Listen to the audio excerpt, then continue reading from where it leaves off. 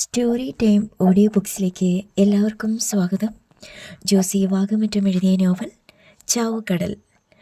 Police വീണ്ടും വീട്ടുമുറ്റത്തേക്ക് വന്നത് കണ്ട് എമിലി പിന്നാമ്പുറത്ത് നിന്ന് മുൻവശത്തേക്ക് ചെന്നു. ഒന്നുകിൽ ശൗരി, അല്ലെങ്കിൽ അവന് നന്നായി അറിയാവുന്ന ഏതോ ഒരുത്തൻ. ഈ രണ്ടു പേരിലൊരാളാ റിസോർട്ടിൽ പോയി അക്രമം നടത്തിയത്. എസ്.ഐ. രാംദാസ് എമിലിയോട് പറഞ്ഞു. പഴയ കണക്ക് പറഞ്ഞുകൊണ്ട് അവൻ അവിടെ അടിച്ചു തകർത്തത്. എന്ത് കണക്കാ സാറേ? എമിലി ചോദിച്ചു.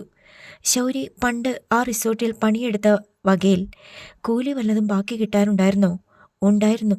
അവിടെ ഇരുന്ന മാനേജർ കൊടുത്തില്ല. അത് എത്ര രൂപയുണ്ടായിരുന്നു? ഓർക്കുന്നില്ല സാറേ. അവൻ ആ പൈസയും അതിൻ്റെ പലിശയും ചോദിച്ചോണ്ടാ വന്നേ. അത് കൊടുക്കാത്തതിൻ്റെ പേരിലാ ആക്രമണം നടത്തിയത്.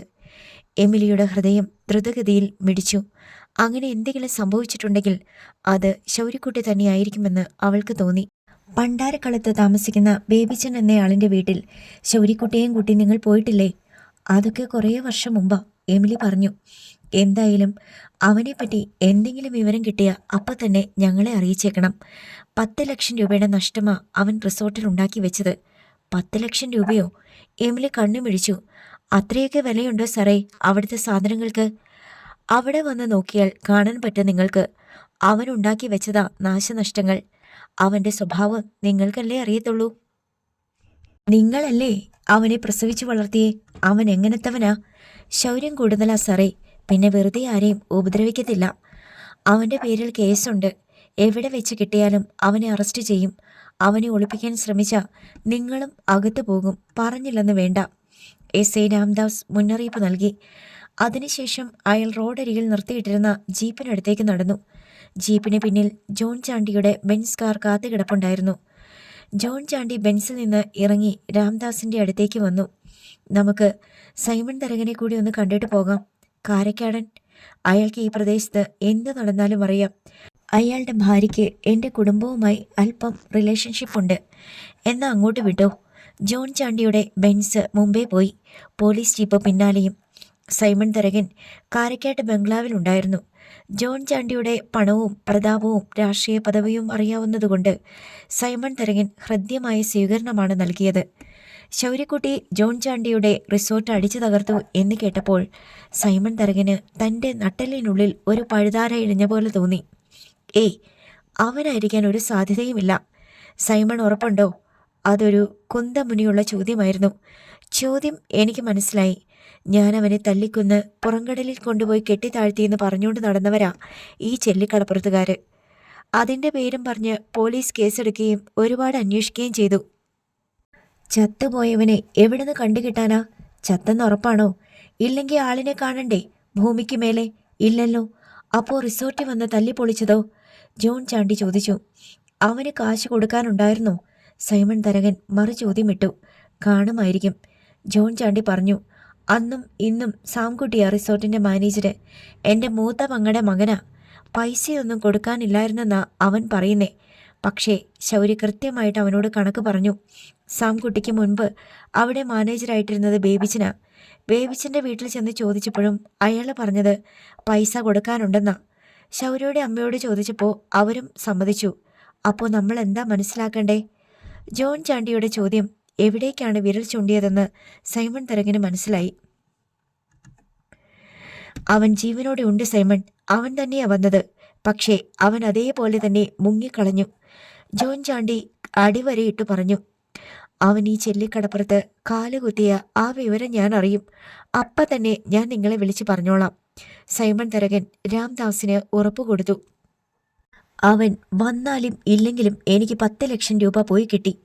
അവനെ പിടിച്ചെന്ന് വെച്ച് എനിക്ക് നഷ്ടപ്പെട്ട മുതൽ തിരിച്ചു കിട്ടിയോ? അതെങ്ങനെ ഈടാക്കും?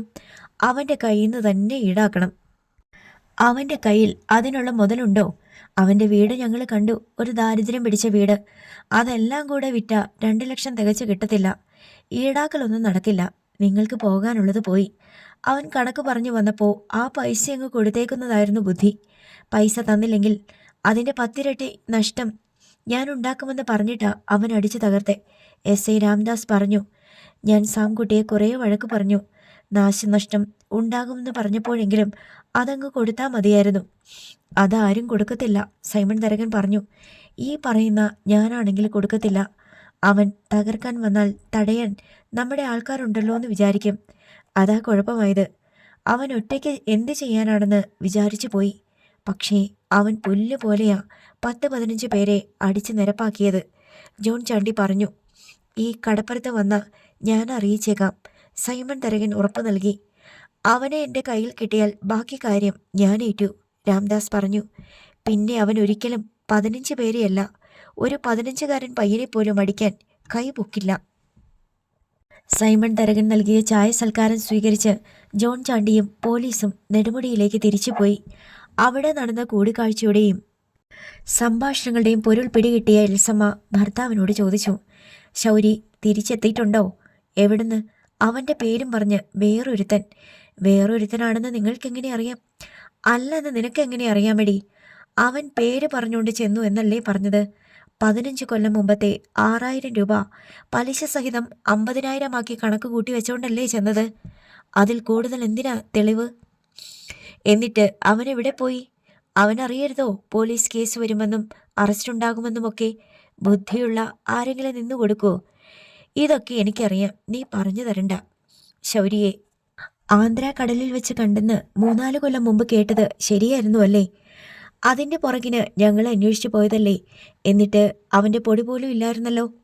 അതിപ്പോൾ നിങ്ങൾക്ക് കണ്ടുപിടിക്കാൻ പറ്റിയില്ലെന്ന് വെച്ച് അവൻ ഭൂമിയിൽ ഇല്ലാന്നല്ലല്ലോ അതിൻ്റെ അർത്ഥം. അവൻ ഉണ്ടെങ്കിൽ എന്നാ, നിന്റെ പറച്ചിൽ കേട്ടാൽ തോന്നുമല്ലോ അവൻ എന്നെ ഏതാണ്ട് ചെയ്യുമെന്ന്. അവൻ ചെയ്തത് എന്താണെന്ന് കേട്ടല്ലോ. ഒറ്റയ്ക്ക് 15 കൊല്ലം മുമ്പത്തെ 6000 രൂപയുടെ കടം മനസ്സിൽ കുറിച്ചിട്ടുണ്ട്. പകരം വീട്ടിയവനല്ലേ? അവൻ്റെ മനസ്സിൽ വേറെ എന്തെല്ലാം കുറിച്ചു വെച്ചിട്ടുണ്ടായിരിക്കും. സൈമൺ തരകൻ അപായ മുന്നറിയിപ്പ് കേട്ട വേവലാതിയോടെ ഭാര്യയുടെ മുഖത്തേക്ക് തുറച്ചു നോക്കി. അവൻ ജനിച്ചപ്പം മുതൽ 14 വർഷക്കാലം നിങ്ങൾ എന്തെല്ലാം ചെയ്തു അവനോട്? അപ്പനും മക്കളും ഒന്ന് കരുതിയിരിക്കുന്നത് നല്ലതാ.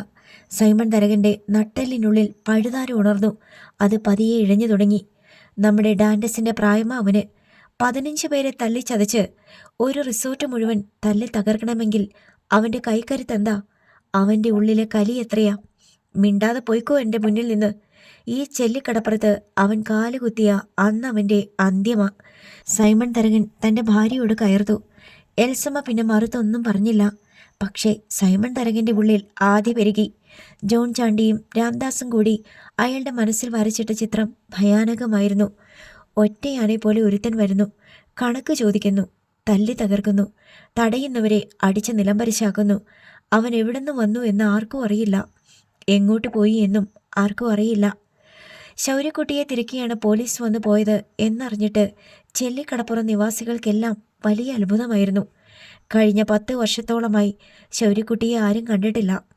അവൻ ജീവിച്ചിരിപ്പുള്ളതായി ഒരു തെളിവും കിട്ടിയിട്ടില്ല.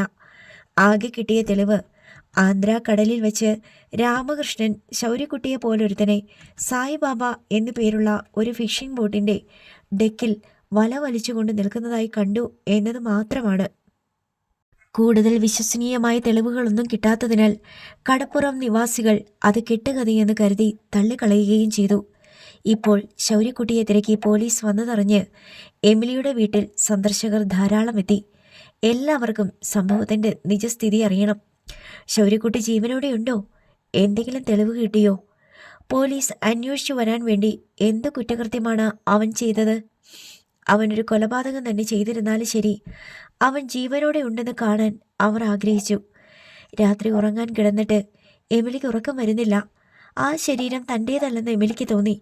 അതിനുള്ളിൽ വേറൊരു എമിലി ഇരുന്ന് വേവലാതി കൊള്ളുന്നു. ആ എമിലി ദേഹമാസകലം എരിപൊരി സഞ്ചാരം നടത്തുന്നു. ആ എമിലി എഴുന്നേറ്റിരുന്നു. ഇരുട്ടിൽ നിന്ന് കുഞ്ഞനെ ചോദിച്ചു, നീ ഉറങ്ങിയില്ലേ എമിലി? ഇല്ലമ്മേ. എമിലി കിടക്കപ്പായിൽ എഴുന്നേറ്റിരുന്നു കൊണ്ട് പറഞ്ഞു. എനിക്ക് ഉറക്കം വരുന്നില്ല. അമ്മയ്ക്ക് എന്നാ പറ്റി? കുറച്ചു നേരത്തേക്ക് ഉത്തരമില്ല. പിന്നെ ഇരുട്ടിൽ നിന്നൊരു ചോദ്യം വന്നു, അവനുണ്ടോ എമിലി? ആ പോലീസ് പറഞ്ഞത് ശരിയാണോ? എമിലി വീർപ്പടക്കി. ആ ചോദ്യം മണിക്കൂറുകളായി അവളുടെ ഹൃദയത്തിൽ അലതല്ലുകയാണ്. അവൻ, ശൗര്യക്കുട്ടി ജീവിച്ചിരിപ്പുണ്ടോ? അവൻ വന്നോ? വന്നെങ്കിൽ അവൻ ഒരു റിസോർട്ട് അടിച്ചു തകർക്കാനാണോ വരേണ്ടിയിരുന്നത്? അതോ അവനെ കാണാതെ ഹൃദയം വെന്തു നീറിയ പെറ്റമ്മയെ കാണാനോ? പോലീസ് വന്നു പോയപ്പോൾ മുതൽ ഹൃദയമിടിപ്പിൻ്റെ വേഗം ഇരട്ടിയാണ്. ശരിക്കും അത് തൻ്റെ നെഞ്ചിൻ കൂടിനുള്ളിൽ വെച്ചിരിക്കുന്ന ഒരു യന്ത്രമാണെന്ന് അവൾക്ക് തോന്നി. ഇരുട്ടിന് കട്ടി കുറയുന്നു. നായ കുരയ്ക്കുന്നതും ആട്ടിൻകുട്ടി കരയുന്നതും നിലച്ചിരിക്കുന്നു. എവിടെ നിന്നോ കേട്ടുകൊണ്ടിരുന്ന ചലച്ചിത്ര ഗാനവും അവസാനിച്ചു. ഇപ്പോൾ ആകെ കൂടി കേൾക്കാവുന്നത് മണൽത്തിട്ടയിൽ കടലിടിക്കുന്ന ഒച്ച മാത്രമാണ്. അത് കടലിൻ്റെ ഹൃദയതാളമാണ്. അവിടെ കടപ്പുറത്ത് തിരയടിച്ചു കയറുന്നതും പതഞ്ഞ് ദുർബലമായി പിൻവലിയുന്നതും അവൾ മനക്കണ്ണിൽ കണ്ടു. അടുത്ത തിര വന്നടിച്ചു. അതും പതഞ്ഞ് പിൻവാങ്ങുമ്പോൾ ആ തിരയിലൂടെ നുരയിലൂടെ ഒരാൾ നിഴൽ പോലെ നടന്നു വരുന്നു. ആകാശവിധാനത്തിൻ്റെ അരണ്ട വെളിച്ചമേ ഉള്ളൂ. കാറ്റത്ത് അവൻ്റെ നീളൻ മുടിയും വസ്ത്രാഞ്ചലങ്ങളും പാറിപ്പറക്കുന്നുണ്ട്. അവൻ കടലിൽ നിന്ന് കരയ്ക്ക് കയറി. അടുക്കി എണ്ണിയാൽ കാണാവുന്ന 7 മടക്ക് തിരകൾക്കപ്പുറം അവൻ വന്ന പായ്വഞ്ചി കിടക്കുന്നു. ഇപ്പോൾ അവൻ പൂഴിമടലിലൂടെ നടക്കുകയാണ്. കരയ്ക്ക് കയറ്റിയിട്ട വള്ളങ്ങൾക്കും പൊന്തുകൾക്കും ഇടയിൽ കൂടി അവൻ വന്നുകൊണ്ടേയിരിക്കുന്നു. മീൻ ലേലം നടക്കാറുള്ള കടപ്പുറം, നീല ടാർപ്പാളിൻ കൊണ്ട് കെട്ടിമറിച്ച താൽക്കാലിക ചായക്കടകൾ, മീൻ കൊണ്ടുപോകാനെത്തുന്ന ലോറികളും പിക്കപ്പുകളും പാർക്ക് ചെയ്യുന്ന തെങ്ങും പറമ്പ്, ടാർ ഇളകിപ്പൊളിഞ്ഞ റോഡ്, ഇതെല്ലാം കടന്ന് അവൻ വരുന്നു. എമിലിക്ക് തൻ്റെ ഹൃദയം വീർത്ത് പൊട്ടുമെന്ന് തോന്നി. മുറ്റത്ത് മണൽത്തരികൾ ഞെരിയുന്ന ശബ്ദം. ആഞ്ചലോസ് എഴുന്നേറ്റതാണോ? ഉറക്കം വരാത്ത ചില രാത്രികളിൽ ആഞ്ചലോസ് എഴുന്നേറ്റ് ബീഡി വലിച്ചുകൊണ്ട് മുറ്റത്തുകൂടി നടക്കാറുണ്ട്. വാതിലിൽ തട്ടിക്കൊണ്ടൊരു പരിക്കൻ വിളിയൊച്ച അമ്മ. എമിലി പിടഞ്ഞെഴുന്നേറ്റു. എമിലി കിടക്കപ്പായിലിരുന്ന് വാതിലിന് നേർക്ക് നോക്കി. ആരെങ്കിലും വിളിച്ചുവോ? അതോ എല്ലാം തൻ്റെ തോന്നലാണോ?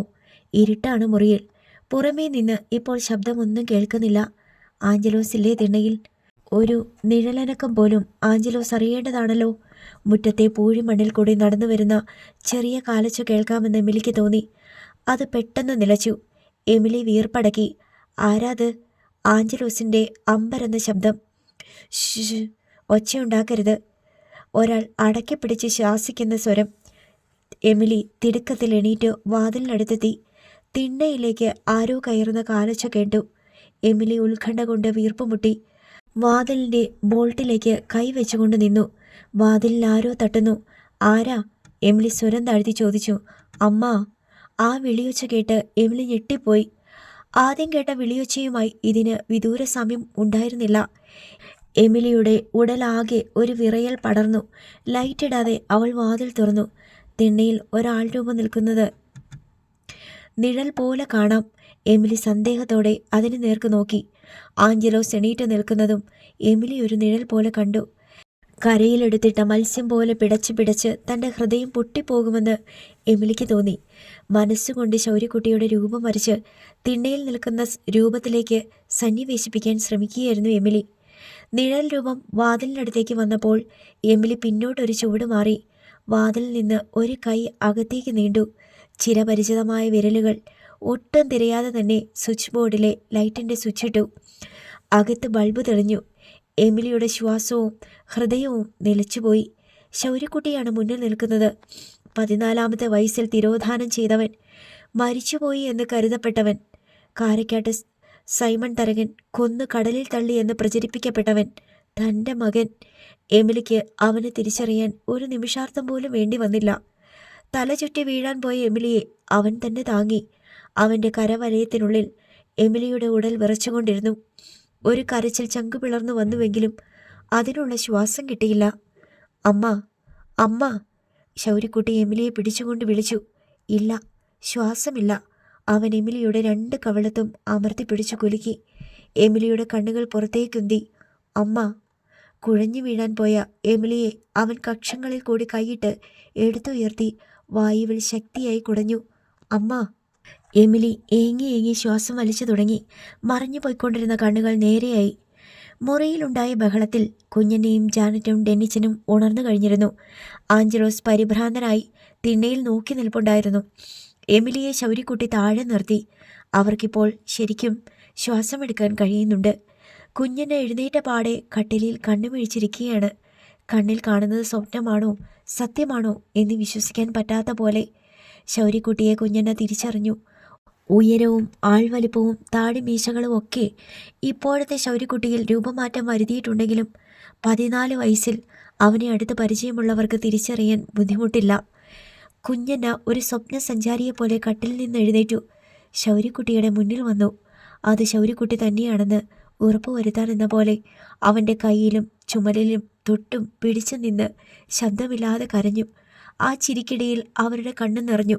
ശൗര്യക്കുട്ടി അവരെ കൂടി തൻ്റെ വലത് കൈകൊണ്ട് ചുറ്റിപ്പിടിച്ചു. ആരും സംസാരിച്ചില്ല. വാക്കുകൾക്കൊന്നും അർത്ഥമില്ലായിരുന്നു.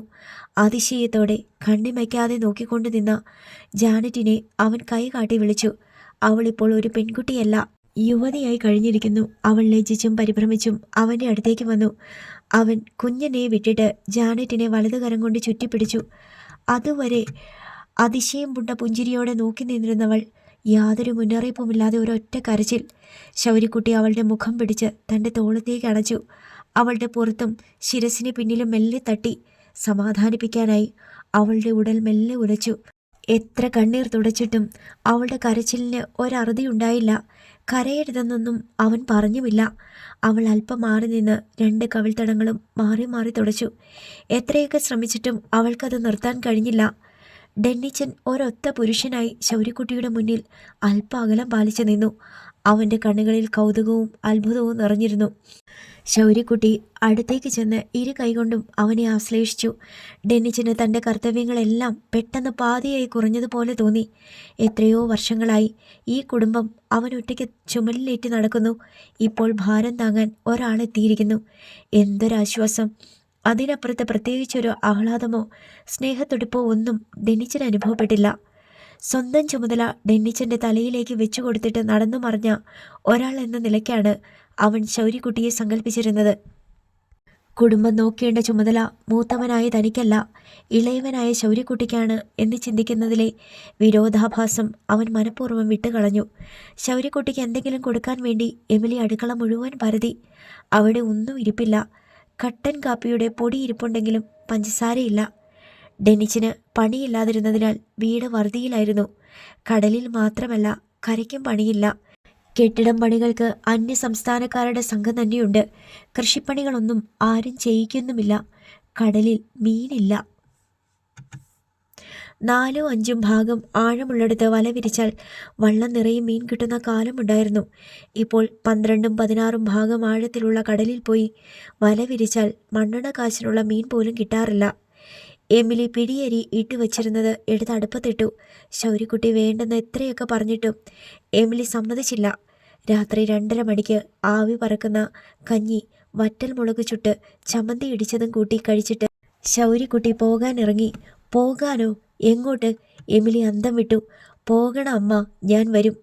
എമിലി മകൻ്റെ മുഖത്തേക്ക് നോക്കിക്കൊണ്ട് നിന്നു. കഴിഞ്ഞ 10 വർഷത്തോളം അവനെ ഓർത്ത് അനുഭവിച്ച ഹൃദയവേദന മുഴുവൻ അപ്പോൾ അവരുടെ മുഖത്തുണ്ടായിരുന്നു. ശൗര്യക്കുട്ടി മുണ്ടിൻ്റെ മടിക്കുത്തിൽ നിന്ന് ഒരു നോട്ട് കെട്ടെടുത്ത് എമിലിയെ ഏൽപ്പിച്ചു. ഞാൻ വരും അമ്മ, ഇനി ഒന്നും ഓർത്ത് വിഷമിക്കേണ്ട, ഞാനുണ്ട്. അമ്മ ഇനി ഒരു വീട്ടിലും എച്ചിൽ പാത്രം കഴുകാനും തൂത്ത് തുടയ്ക്കാനും പോകണ്ട. ശൗര്യക്കുട്ടി അത് പറഞ്ഞിട്ട് കുഞ്ഞനെയെ നോക്കി. വല്യമ്മച്ചിയോടും കൂടിയാ പറയുന്നേ. ഞാനുണ്ടെന്ന് പറഞ്ഞാൽ ഉണ്ട്. നിന്നെ തിരക്കി പോലീസ് വന്നിട്ടുണ്ടായിരുന്നു. കുഞ്ഞനെ വെളിപ്പെടുത്തി. അവർ വന്നോട്ടെ, അതവരുടെ ഡ്യൂട്ടിയല്ലേ. നീ എവിടോ പോയി ഒരു ഹോട്ടൽ അടിച്ചു പൊളിച്ചെന്ന് അവർ പറയണ് കൈനകരിയിൽ. നേരാണാ? അത് നേരാണ് വല്യമ്മച്ചി. അവർ കുറച്ച് പൈസ തരാനുണ്ടായിരുന്നു. ബാലവേല ചെയ്യിച്ച പൈസയാ. അന്നേ തരേണ്ടതാ. 15 കൊല്ലം കഴിഞ്ഞു. മാനം മര്യാദയ്ക്ക് ചോദിച്ചപ്പോൾ അവർ തന്നില്ല. എനിക്ക് പൈസ അത്യാവശ്യമുണ്ടായിട്ട് ചോദിച്ചതല്ല. ഒരു കണക്ക് തീർത്തേക്കാമെന്ന് വിചാരിച്ചു. അത്രയേ ഉള്ളൂ. ഇവിടെയും കുറേ കണക്കുകൾ തീർക്കാനുണ്ട്. ഒന്നും ബാക്കി വെക്കില്ല. ഞാൻ വരും. പിന്നെ എമിലി മറുത്തൊന്നും പറഞ്ഞില്ല. കുഞ്ഞന അർത്ഥഗർഭമായി എമിലിയെ നോക്കി. ശൗര്യക്കുട്ടി ചെന്ന് ഡെന്നിച്ചിന് കൈ കൊടുത്തു. ഞാൻ വരാൻ ഇത്തിരി വൈകിയാലും എല്ലാം നോക്കിക്കൊള്ളണം. ഡെന്നിച്ചൻ തല കുലുക്കി. പ്രായത്തിൽ മൂത്തവനാണ് താനെങ്കിലും ഡെന്നിച്ചൻ ശൗര്യക്കുട്ടിയുടെ മേധാവിത്വം അംഗീകരിച്ചു കഴിഞ്ഞു. പോകാൻ നേരം ശൗര്യക്കുട്ടി ജാനറ്റിനെ ഒന്നും കൂടി ആശ്ലേഷിച്ചു. വിഷമിക്കണ്ട കേട്ടോ, ഇനി ഞാനുണ്ടല്ലോ. അപ്പോഴും ജാനറ്റിന് കരച്ചിൽ വന്നു. കാരണം അവൾ അനുഭവിച്ചു പോന്ന നൈരാശ്യവും ശൂന്യതയും അത്രമേൽ അളവറ്റതായിരുന്നു. അവൻ തിണ്ണയിലേക്ക് ഇറങ്ങി. ആഞ്ചലോസ് ഒരു നിഴൽ പോലെ തിണ്ണയിൽ നിൽപ്പുണ്ടായിരുന്നു. കുഞ്ഞനെ പരിചയപ്പെടുത്താൻ ഒരുമ്പെട്ടപ്പോൾ ശൗര്യക്കുട്ടി തടഞ്ഞു. വേണ്ട, എനിക്കറിയാം. ശൗര്യക്കുട്ടി മുറ്റത്തിറങ്ങി നടന്നുപോയി. കടപ്പുറത്തേക്കാണ് അവൻ പോകുന്നതെന്ന് കണ്ട് എമിലി അമ്പരന്നു. അങ്ങോട്ട് എന്തിനു പോകുന്നു? അവിടെ ആരുണ്ട്? കടലിൽ കൂടിയാണോ അവൻ വന്നത്? റോഡിൽ എവിടെയെങ്കിലും ഏതെങ്കിലും വാഹനം സ്റ്റാർട്ടാകുന്ന ശബ്ദം കേൾക്കാനുണ്ടോ എന്നവൾ കാതോർത്തു. ഒരു ശബ്ദവുമില്ല. മൺതിട്ടകളിൽ കടലിടിക്കുന്ന ഒച്ച മാത്രം. അകത്ത് കടന്ന് വാതിലടച്ചു കഴിഞ്ഞപ്പോൾ കുഞ്ഞമ്മ പറഞ്ഞു, അവൻ വലിയ ആളായി അല്ലയോ എമിലി? നല്ല പൊക്കവും തടി. ഊവെന്ന് എമിലി തലയാട്ടി. കണക്ക് തീർക്കാനുണ്ടെന്ന് അവൻ പറഞ്ഞത് ഏതാണ്ടൊക്കെ മനസ്സിൽ കണ്ടുകൊണ്ടാണല്ലോ. ആയിരിക്കും. എമിലി ഏതോ സ്വപ്നലോകത്തിരുന്നു കൊണ്ട് പറഞ്ഞു. മകൻ വന്നതും സംസാരിച്ചതും പോയതുമൊന്നും ഉൾക്കൊള്ളാൻ എമിലിക്ക് കഴിയുന്നില്ല. എല്ലാം ഒരു മായയായിരുന്നോ? ആരോ വന്ന് ഒരു ചെപ്പടി വിദ്യ കാണിച്ചിട്ട് മാറി ഒളിച്ചിരിക്കുന്ന പോലെ. ശൗര്യക്കുട്ടി ചെല്ലിക്കടപ്പുറത്തൂടെ നടന്നു. കാതലായ മാറ്റങ്ങളൊന്നും കടപ്പുറത്തിനില്ലെന്ന് ശൗര്യക്കുട്ടി കണ്ടു. മീൻ വണ്ടികൾ ഇടാറുള്ള ഭാഗത്ത് കരയുടെ വിസ്തീർണം കുറഞ്ഞിട്ടുണ്ട്. വള്ളങ്ങളും പൊന്തുകളും കരയ്ക്ക് കയറ്റി വെച്ചിരിക്കുന്നിടത്ത് മണൽപ്പരപ്പിന് വിസ്താരം കൂടുതലുണ്ട്. പണ്ട് ജെറമിച്ചായൻ വല മാട്ടിക്കൊണ്ടിരുന്ന സ്ഥലത്ത് ഇപ്പോൾ ഒരു വള്ളം ജീർണാവസ്ഥയിലിരിക്കുന്നു. ശൗര്യക്കുട്ടി അവിടെ ചെന്ന് നിന്നു. ജെറമിച്ചായൻ്റെ രൂപം അവൻ മനക്കണ്ണിൽ കണ്ടു. അയാളുടെ ശബ്ദം കേട്ടു. നീ തിരിച്ചു വന്നല്ലേടാ ശൗരി? അവൻ അവിടെ നിന്ന് ഒരു പിടി പൂഴിമണ്ണ് വാരി ഉള്ളം കൈയിലിട്ട് തിരുമ്മി. ആ കൈ മണത്ത് നോക്കി. ഉപ്പും ഇരുമ്പയിരും ധാതുലവളങ്ങളും കൂടി കലർന്ന മണം. കരയും കടലും ഇണചേർന്നതിൻ്റെ മണം. 4-5 വള്ളങ്ങൾ തീരക്കടലിൽ നങ്കൂരമിട്ട് വിളക്കു മിന്നിച്ച് കിടപ്പുണ്ട്. ചക്രവാളത്തിന് തൊട്ട് കീഴിൽ ഒരു 4 വരി പാതയിലൂടെ വാഹനങ്ങൾ പായുന്നുണ്ടെന്ന് തോന്നും. മത്സ്യബന്ധനം നടത്തുന്ന 100 കണക്കിന് വള്ളങ്ങളിലെയും ബോട്ടുകളിലെയും വെളിച്ചമാണ്. അമ്മ പണ്ട് ചായക്കട വെച്ചിരുന്ന സ്ഥലം. തരകന്മാർ മീൻ ലേലം വിളിക്കാറുള്ള മണൽപ്പരപ്പ്. ശൗരി തെക്കോട്ട് നടന്ന് പുലിമുട്ടിന് മീതെ ചെന്ന് കയറി. ഇവിടെയാണ് 10 കൊല്ലം മുമ്പ് തൻ്റെ ജീവൻ വഴിതിരിഞ്ഞു പോയത്. കാരക്കാട്ട് സൈമൺ തരകൻ്റെ ബംഗ്ലാവിലെ വെളിച്ചം അവൻ കണ്ടു. അവൻ്റെ കണ്ണിൽ പകയുടെ കനലിരിഞ്ഞു. വീട് ജപ്തി ചെയ്യുന്നത് ഒഴിവാക്കാൻ അവസാന പരിശ്രമവും നടത്തിയ ശേഷം തീർത്തും നിരാശനായിട്ടാണ് ബേബിച്ചായൻ വീട്ടിൽ തിരിച്ചെത്തിയത്. ഒരു രക്ഷയുമില്ല. അയാൾ ചിന്നമ്മയോട് പറഞ്ഞു. അവരൊരു ചെറിയ ഔദാര്യം അനുവദിച്ചിട്ടുണ്ട്. നാളെ ജപ്തിക്ക് വരുന്നതിന് മുമ്പ് വീട്ടിലുള്ള സാധനങ്ങളെല്ലാം പെറുക്കി മാറ്റിക്കൊള്ളാൻ പറഞ്ഞു. അത് ബാങ്ക് മാനേജറുടെ സൗജന്യമാണ്. കോടതി പോയി ഒന്നുകൂടെ സ്റ്റേ മേടിച്ചാലോ? ചിന്നമ്മ ചോദിച്ചു. ഇനി കിട്ടത്തില്ല ചിന്നമ്മേ. ഒരു തവണ സ്റ്റേ അനുവദിച്ചതല്ലേ?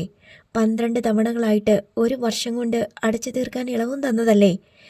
ഇനി കോടതിയിൽ നിന്ന് നമുക്ക് അനുകൂലമായിട്ട് ഒരു തീരുമാനവും കിട്ടത്തില്ല. കാരണം എന്താണെന്ന് വെച്ചാൽ തവണ തെറ്റിച്ചത് നമ്മളാ. ഇപ്പം ബാങ്കുകാർക്ക് അനുകൂലമായിട്ടാ നിയമങ്ങളൊക്കെ. എന്ത് ചെയ്യും ബേബിച്ചായ? വീടൊഴിഞ്ഞു കൊടുക്കാതെ ഒരു നിവൃത്തിയുമില്ല. ഇനി പ്രതീക്ഷിക്കാൻ ഒന്നുമില്ല. ബേബിച്ചായൻ വരാന്തയിലിരുന്ന് വെള്ളം നിറഞ്ഞു കിടക്കുന്ന പാടശേഖരങ്ങളെ നോക്കി. മുൻപിൽ പകലാണെങ്കിലും ഇരുട്ടുമായി അതിന് വ്യത്യാസമില്ലെന്ന് അയാൾക്ക് തോന്നി. വെളിച്ചം കൊണ്ടോ കാഴ്ച കൊണ്ടോ ഒരു കാര്യവുമില്ല. മോൻ്റെ ഓപ്പറേഷൻ്റെ കാര്യം എങ്ങനെയാ? ചിന്നമ്മ ചോദിച്ചു. ബേബിച്ചായൻ കൈ മലർത്തിക്കാട്ടി. അയാൾക്കറിയില്ല. നാട്ടുകാരെല്ലാം കൂടി പിരിച്ചെടുത്തിട്ട് കിട്ടിയ 47,000 രൂപ ഇതിനകം തീർന്നു കഴിഞ്ഞിരിക്കുന്നു. ഇനിയും പരിശോധനകളുണ്ട്. 1 ലക്ഷം രൂപയെങ്കിലും കയ്യിലില്ലാതെ ഹോസ്പിറ്റലിലേക്ക് പോകാൻ പറ്റില്ല. ഓപ്പറേഷനുകളുമായി ബന്ധപ്പെട്ട ചെലവുകളെല്ലാം കാരുണ്യ ചികിത്സാ സഹായ നിധിയെ ആശ്രയിച്ചാണ്. പക്ഷേ ഓപ്പറേഷന് മുൻപുള്ള ചെലവുകൾ തന്നെത്താൻ വഹിച്ചേ പറ്റൂ. പല ജീവകാരുണ്യ സംഘടനകളെയും ഇതിനകം ബേബിച്ചായൻ സമീപിച്ച് സഹായം അഭ്യർത്ഥിക്കുകയും അവരുടെ സഹായങ്ങൾ സ്വീകരിക്കുകയും ചെയ്തു കഴിഞ്ഞിരിക്കുന്നു. ഇനിയും പരിശോധനകൾക്കായി 70,000 രൂപയെങ്കിലും വേണം. അതുകൂടാതെ വൃക്കദാതാവിന് 3 ലക്ഷം രൂപ കൊടുക്കണം. ബേബിച്ചായൻ്റെ സഹോദരിയുടെ മകൻ്റെ വൃക്കയാണ് പരിശോധനകളിൽ ഏറ്റവും അനുയോജ്യമായി കണ്ടത്. മനസ്സില്ലാ മനസ്സോടെയാണെങ്കിലും വൃക്ക നൽകാമെന്ന് സഹോദരിയും മകനും സമ്മതിച്ചു. കൗൺസിലിങ്ങുകളിൽ കൂടി അവരുടെ അർദ്ധസമ്മതം പൂർണ്ണസമ്മതമാക്കി. പക്ഷേ 3 ലക്ഷം രൂപയെങ്കിലും ബേബിച്ചായൻ കൊടുക്കണം. കാരണം അതും ഒരു നിർധന കുടുംബമാണ്. സഹോദരിയുടെ മകൻ ജോബിൻ പഠിച്ചുകൊണ്ടിരിക്കുകയാണ്. അവൻ്റെ പഠന ചെലവുകൾക്ക് വേണ്ടി ഉപയോഗിക്കാനുള്ളതാണ് 3 ലക്ഷം. 15 ദിവസത്തിനുള്ളിൽ വൃക്ക മാറ്റിവെക്കൽ ശസ്ത്രക്രിയ നടത്തണമെന്നായിരുന്നു സജിമോനെ ചികിത്സിക്കുന്ന ഡോക്ടറുടെ അഭിപ്രായം. 15 ദിവസം കഴിയുമ്പോൾ താൻ എവിടെയായിരിക്കുമെന്ന് പോലും ഇപ്പോഴറിയില്ല. വീട് വിട്ടിറങ്ങിയാൽ എങ്ങോട്ട് പോകണമെന്ന് ഒരെത്തും പിടിയും കിട്ടുന്നില്ല. വിവാഹപ്രായമെത്തിയ മകളെ കാണുമ്പോൾ ബേബി ചൈന് ഭാവിയുടെ ആകാശം ഇരുണ്ടു മൂടുന്നതായി തോന്നും. ഒരു കൂട്ട ആത്മഹത്യയെക്കുറിച്ചായി ബേബി ചൈൻ്റെ ചിന്ത. കുടുംബം ഒന്നടക്കം ആത്മഹത്യ ചെയ്ത കഥകളൊക്കെ ബേബി ചൈൻ പത്രങ്ങളിൽ വായിച്ചിട്ടുണ്ട്. അന്നൊരിക്കലും കരുതിയിട്ടില്ല തനിക്കും ഇങ്ങനെയൊരു ഗതി വരുമെന്ന്. രാത്രി ബേബി ചൈനും ഭാര്യയും കൂടി രഹസ്യമായി ആലോചിച്ചു. എങ്ങനെയൊക്കെ മാറി മാറി ചിന്തിച്ചിട്ടും ജീവിച്ചിരിക്കാൻ ഒരു വഴിയും മുന്നിൽ കാണുന്നില്ല. ചിന്നമ്മയ്ക്ക് അത് ബോധ്യമായി. പിള്ളേർ രണ്ടുപേരും സമ്മതിക്കുമെന്നറിയില്ല. ചിന്നമ്മയുടെ തൊണ്ടയിടറി. സജി മോനെ ഞാൻ സമ്മതിപ്പിച്ചോളാം. ട്രീസമോളുടെ കാര്യം നീ ഏറ്റെടുക്കണം. അവൾക്ക് പേടി കാണും മരിക്കാൻ. അങ്ങനെയൊക്കെ പറയുമ്പോഴും മനസ്സ് സന്നദ്ധമാവുകയും മരണത്തിൻ്റെ പേടിയും ഗന്ധവും തണുപ്പും അനുഭവിക്കുകയും ചെയ്യുന്നുണ്ടെങ്കിലും ശരീരം അങ്ങനെ തന്നെ ഇരുന്നു. മരിക്കണമെന്ന് വെച്ചാൽ അതിനുവേണ്ടി വിഷം അന്വേഷിക്കുകയോ റെയിൽപാളം തേടി പോവുകയോ ഒന്നും വേണ്ട. കൺമുന്നിലൂടെയാണ് പൂക്കൈതയാറ് ഒഴുകുന്നത്. പമ്പാ നദി അവിടെ പൂക്കൈതയാറാണ്. അവിടെ നദിക്കരയിൽ പലയിടത്തും കൊച്ചുവള്ളങ്ങൾ കെട്ടിയിട്ടുണ്ട്. ഓരോരോ വീട്ടുകാരുടെയാണ് അവ. ബേബി ചൈന അതെല്ലാം മനക്കണക്ക് കൂട്ടി നോക്കി. മഴയും വെള്ളവും ഒഴുക്കുമുള്ള സമയമാണ്. ഒരു വള്ളം കെട്ടഴിച്ച് ഭാര്യയെയും മക്കളെയും വള്ളത്തിൽ കയറ്റിയിരുത്തി പൂക്കൈതയാറിൻ്റെ നെഞ്ചത്തേക്ക് തുഴഞ്ഞു പോവുക. പുഴയുടെ മധ്യഭാഗത്തെത്തുമ്പോൾ വള്ളം മറിക്കുക. നീന്തൽ അറിയാവുന്നത് തനിക്ക് മാത്രമേ ഉള്ളൂ. തൻ്റെ കൈ പുറകോട്ട് ചരടിയിട്ട് കെട്ടിയാൽ മതിയാകും. ബേബി ചൈൻ ഈ സംഗതി ഭാര്യയോട് പറഞ്ഞു. ചിന്നമ്മയ്ക്കും താല്പര്യക്കുറവൊന്നുമില്ല. ജീവിച്ചിരുന്നാലും ഒരു മേൽഗതിയില്ല ചിന്നമ്മേ. സജിമോൻ്റെ കാര്യം നടത്താൻ പറ്റുമെന്ന് തോന്നുന്നില്ല. അഥവാ നടത്തിയ തന്നെ ജെസ്സിക്ക് 3 ലക്ഷം രൂപ എവിടെ നിന്നെടുത്ത് കൊടുക്കും?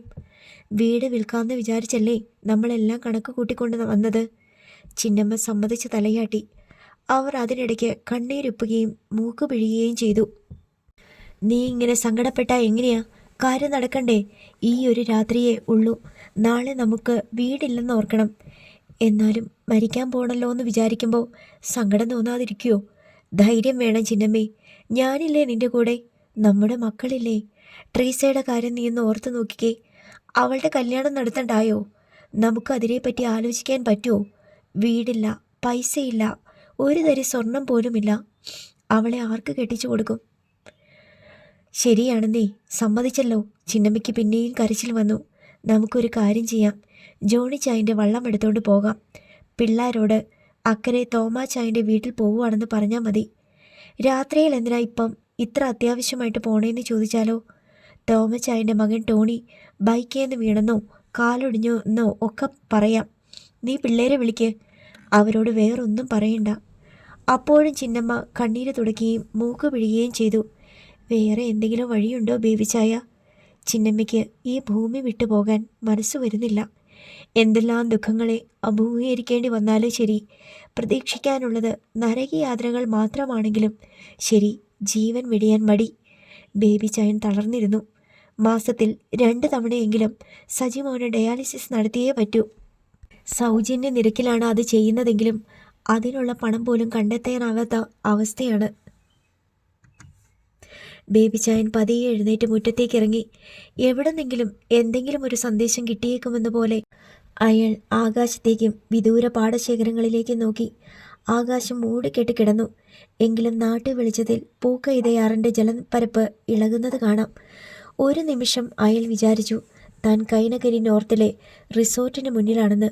അടുത്ത നിമിഷം മനുഷ്യവാസമില്ലാത്ത ഏതോ വരണ്ട പീഠഭൂമിയിലാണ് താൻ നിൽക്കുന്നതെന്ന് അയാൾക്ക് തോന്നി. ഈ ലോകത്തെവിടെയായിരുന്നാലും ഒരു വ്യത്യാസവുമില്ല. പർവ്വതത്തിൻ്റെ മുകളിലോ മണലാരണ്യത്തിലോ മഞ്ഞുഭൂമിയിലോ എവിടെയായിരുന്നാലും താൻ ഒറ്റയ്ക്കാണ്. ബേബി വർഗീസ് എന്നു പേരുള്ള ഒരു മനുഷ്യനെ ലോകം എവിടേക്കോ വലിച്ചെറിഞ്ഞിരിക്കുന്നു. ബേബി ചായ. ചിന്നമ്മയുടെ വിളി വളരെ അകലെ നിന്നാണെന്ന് തോന്നി. ബേബി ചായൻ തിരിഞ്ഞു നോക്കി. ജെട്ടിയിലാണ് നിൽക്കുന്നത്. എങ്ങനെ ഇവിടെ എത്തി? എത്ര നേരമായി? വീട്ടിലെ വെളിച്ചം വേലിപ്പത്തലുകൾക്കിടയിൽ കൂടി കാണാം. ഏതോ ബോട്ടിൻ്റെ വെളിച്ചം ദൂരത്ത് കാണുന്നുണ്ട്. ഹൗസ് ബോട്ടായിരിക്കും. ബേബി ചൈൻ വീട്ടിലേക്ക് തിരികെ നടന്നു. ചിന്നമ്മ മുറ്റത്തിറങ്ങി നിൽപ്പുണ്ടായിരുന്നു. എവിടെ പോയതാ? അവർ വേവലാതിയോടെ ചോദിച്ചു. ആ, ബേബി ചൈന് തന്നെ അറിയില്ല. പേടിച്ചു പോയല്ലോ. എന്തിന്? ഞാൻ ഒറ്റയ്ക്ക് പോകുമെന്ന് വിചാരിച്ചോ? അതുകൊണ്ടെന്താ മെച്ചം? ഇന്നൊരു ദിവസം കൂടി നോക്കാം. നാളെ എന്തെങ്കിലും മാറ്റം ഉണ്ടായെങ്കിലോ? നാളെ എന്തു മാറ്റം? ബാങ്കുകാർ വന്ന് വീട്ടിൽ നിന്ന് ഇറക്കി വിടുന്ന നാണക്കേട് കൂടി സഹിക്കണോ? ഇത്രയും സഹിച്ചില്ലേ ബേബി ചായ? അതും കൂടി സഹിക്കാം. ബേബി ചായനൊന്നും മിണ്ടാതെ കട്ടിലിൽ ചെന്നിരുന്നു. അടുത്ത മുറിയിലിരുന്ന് ട്രീസയും സജിമോനും ടി വി കാണുന്നുണ്ട്. ബേബി ചായൻ പതിയെ ക്രാസിയിലേക്ക് ചാഞ്ഞു. ഈ കിടപ്പിൽ മരിച്ചു പോയിരുന്നെങ്കിലെന്ന് ഓർത്തുകൊണ്ട് കിടന്നു.